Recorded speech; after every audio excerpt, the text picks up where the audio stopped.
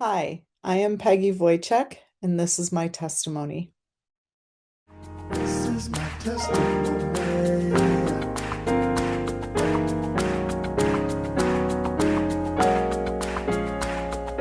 This is my testimony of what was done for me. This is my testimony.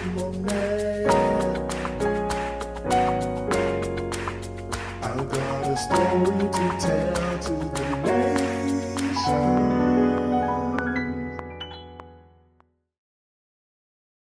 I have a God story. Um, I am 57 years old, and the last 3 years I have been taken on a healing journey from childhood trauma and a 15-year marriage that was compiled trauma as well, on top of what I'd already experienced. Um, just this year, I have written a collaboration book, which started me to use my voice and tell of how the trauma originally transpired. The verse that has stuck with me for the last 2, 3 years has been Jeremiah 29:11. For I know the plans I have for you are to prosper, not to harm you, but to give you hope in a future. And the last 4 years, that's exactly what God has given me. Um, I have a story of restoration, renewal, and stepping into being a new creation. Childhood trauma is not my identity. God never intended it to be my identity.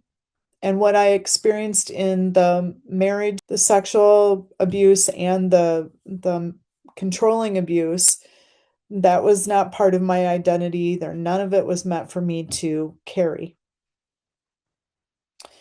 And just recently, this last year, I have had 2 Timothy 1:7. For God did not give us a spirit of fear, but of power and of love and a sound mind. So, um, I will kind of go backwards a little bit. The childhood trauma was experienced from both my parents, which also later on in life hindered my relationship with God. Because the one question that we all tend to ask anybody that's gone through childhood abuse from parents is, how could this have happened? They were the ones I should have been able to trust. And where was God in that? Um, that I still work through, but I do have to say that my parents ended up divorcing, and the one that did the most damage was my dad. Sexual abuse for a child under the age of 5 really produces a lot of issues in adult life. I struggle with complex PTSD. It's not on paper or documented because I don't go that route anymore. I don't see doctors, and I'm not medicated for this. I've chosen other modalities which have worked beautifully for me. But anyway, it really, asking the question of where God is in the childhood abuse.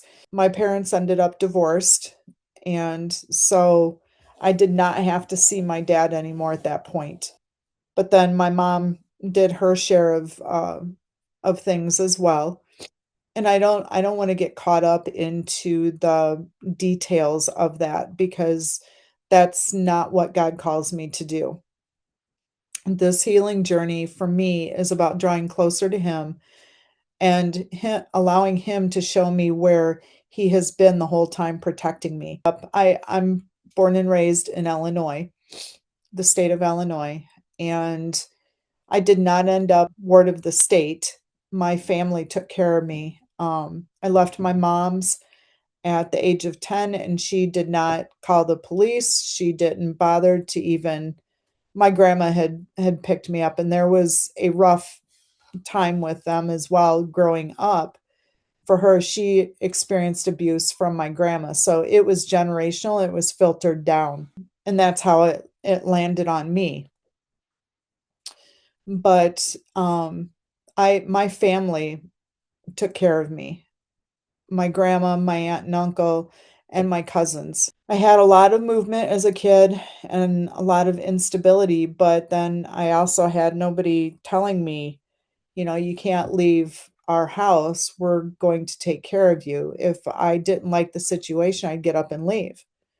And nobody did anything about it. My last stop was in high school. I graduated high school in 1987. Even with the unstable childhood I had, my cousins were my last stop, and I was with them for 2 years. And my senior year, I made the honor roll for the very first time. Childhood trauma has a way of really messing with kids in their school years as well. I did not focus very well, really struggled with my grade. In 3rd grade, I had an abusive teacher. So that kind of 3rd grade kind of paved the way for the rest of schooling. And then, of course, my parents were MIA and never showed up to support as far as my schooling or any other activities I might have gotten into. So my senior year of high school, I was on the honor roll, which I was just amazed. I mean, I did nothing that year and worked hard and was able to do that with God's help. I believe at that time he was showing me, encouraging me along the way, even with some of the choices that I was making, and he understood. So, 1987, year I graduated, was a big year for me because I had met my ex-husband that same year. We went to prom together my senior year, and he after he graduated from college, I graduated from high school, and he got a job and said, "I will take care of you."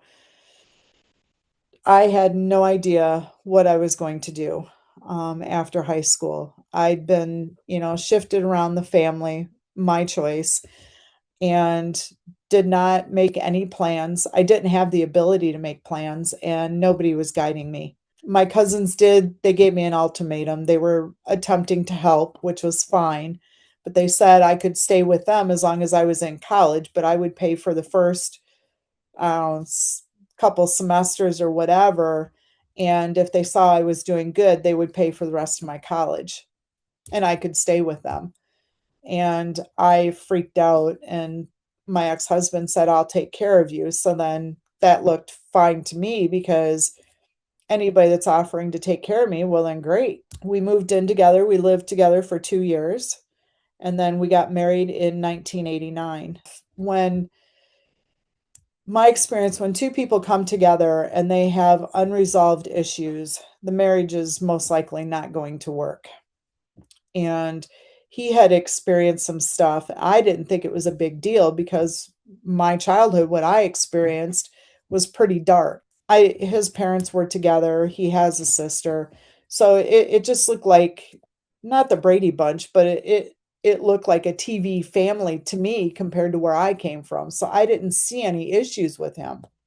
There was pornography I was introduced to. There were many things triggered me, and I didn't even know what a trigger was back then. There were 2 times before we even got to the altar, to the marriage, that I had packed up my car and I was going to leave. Well, the second time I did it, we would have arguments and they would be pretty bad. I would throw stuff, he would holler, and it was just a lot of back and forth and nobody was moving.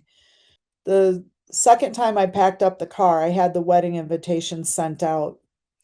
Well, I'd let a lot of people down as a child, and they were not afraid to tell me about it.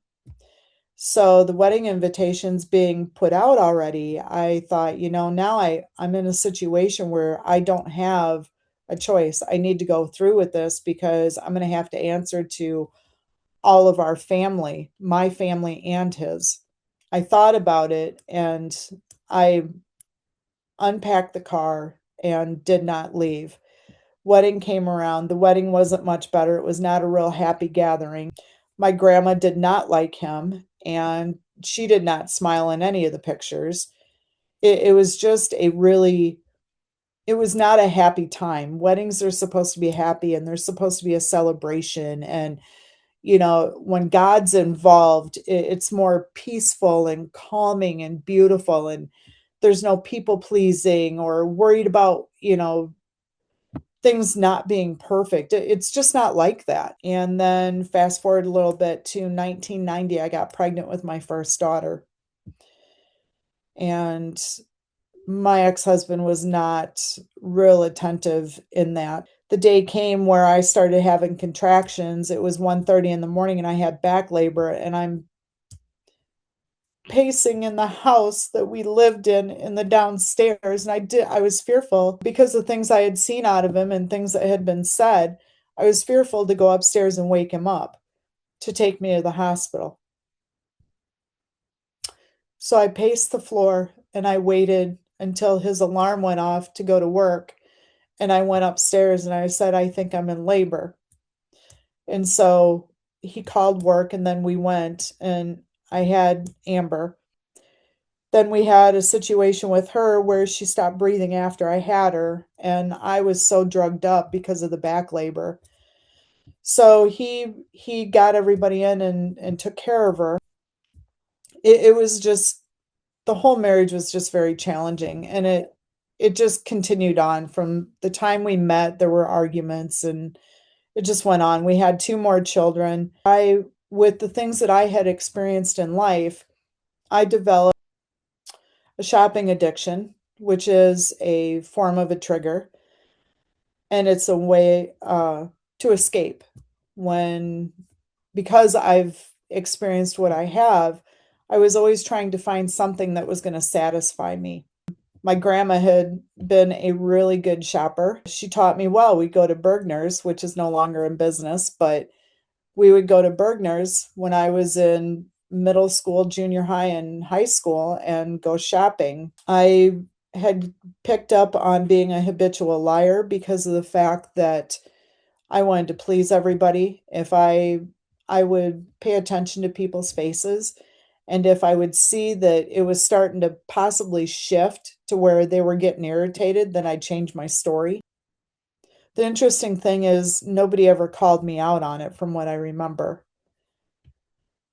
I didn't realize that until within the last 3, 4 years. I had my own business. I was a daycare provider, uh, licensed for the state of Illinois. It was successful.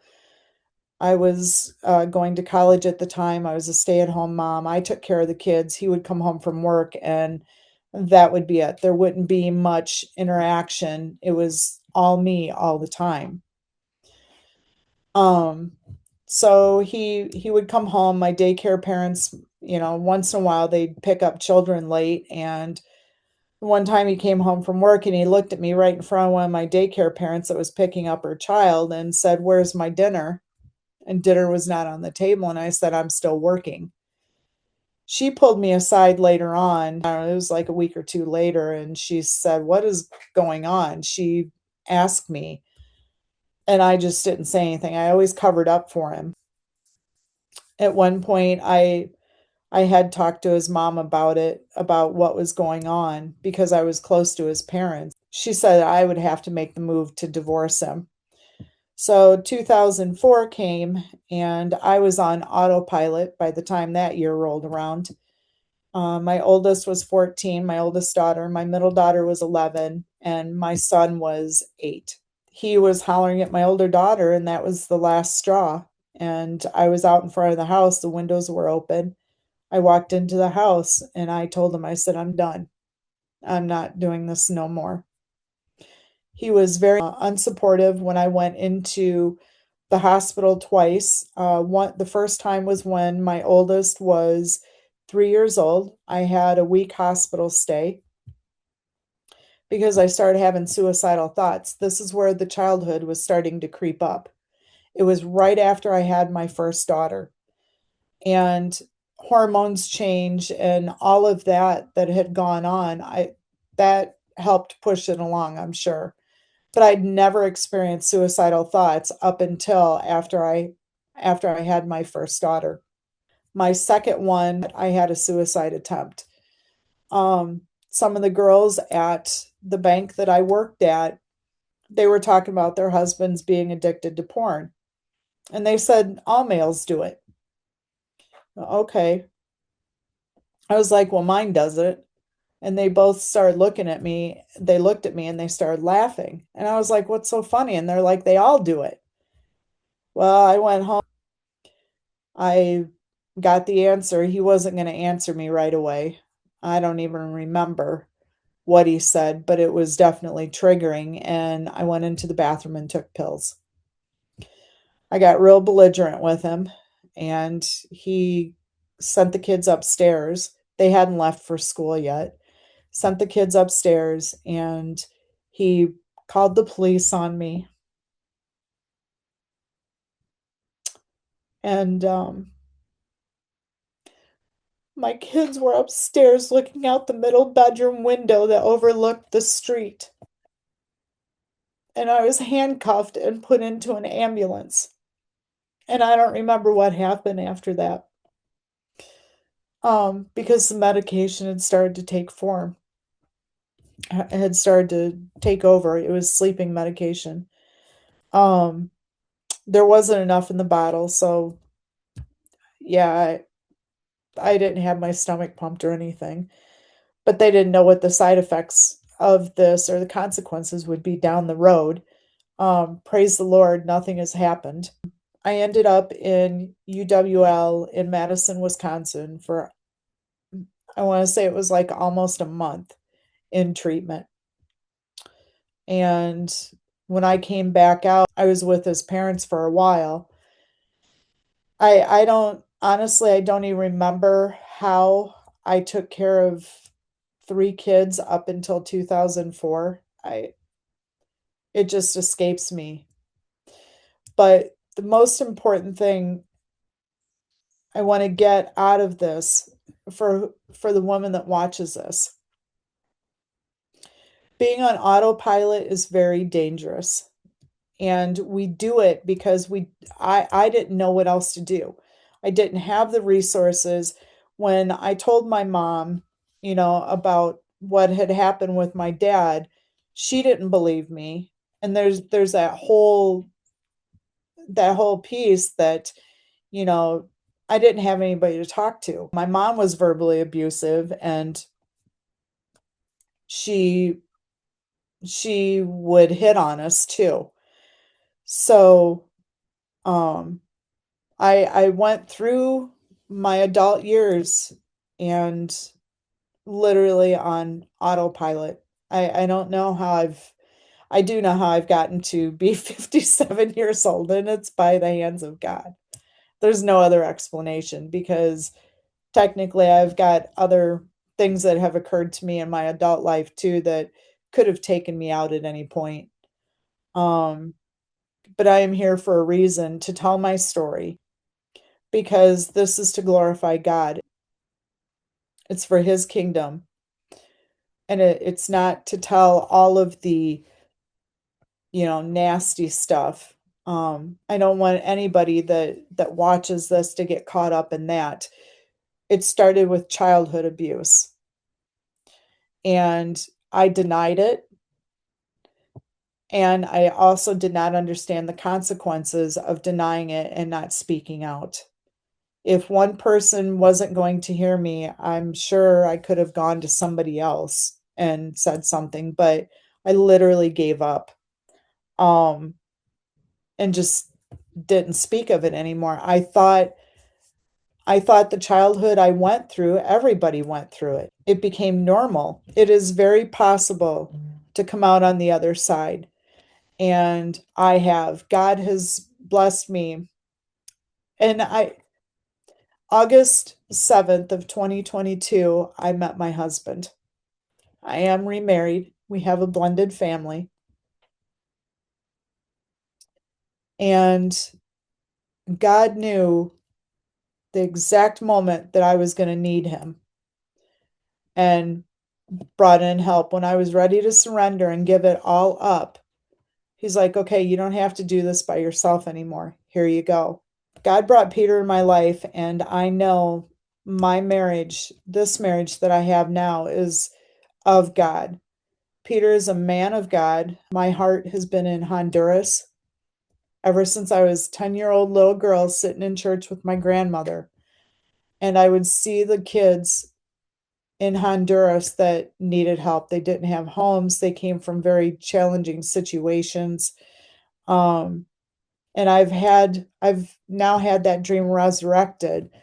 And um, when Peter and I had our first conversation and he asked where I wanted to go, the first word out of my mouth was Honduras. And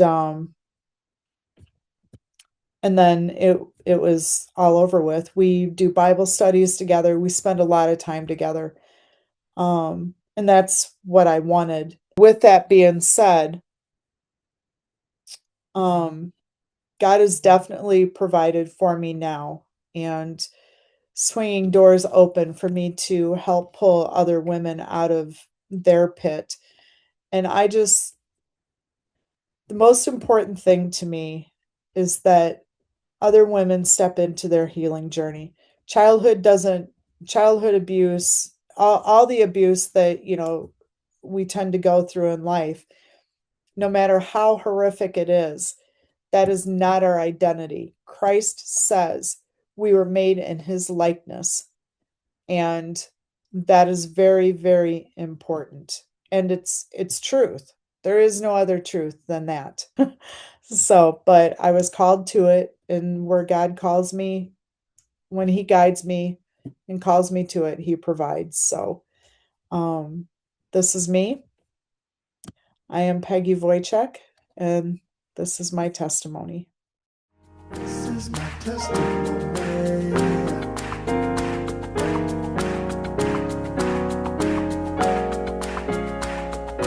This is my testimony of what was done for me. This is my testimony. I've got a story to tell.